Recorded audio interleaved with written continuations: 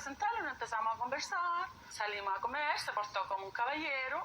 No, fue sin bombo a la primera comida. No, sin bombo, sin nada, Claro. sí, sin bombo ni platillo. Claro. Llegó el weón así. Fue y me invitó a salir.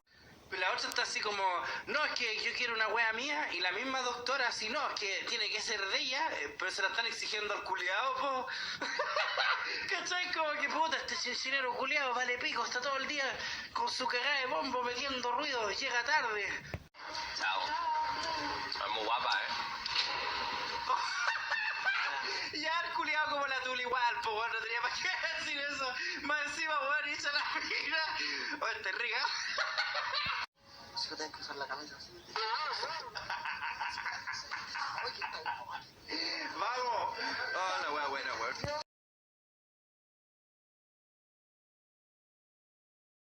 ¿Dónde me voy a compartir a tu pololo?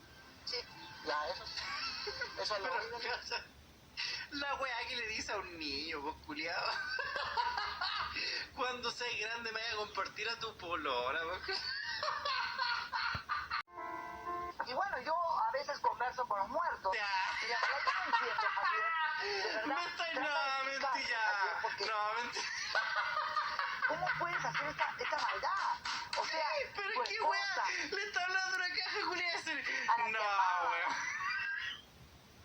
Oh, el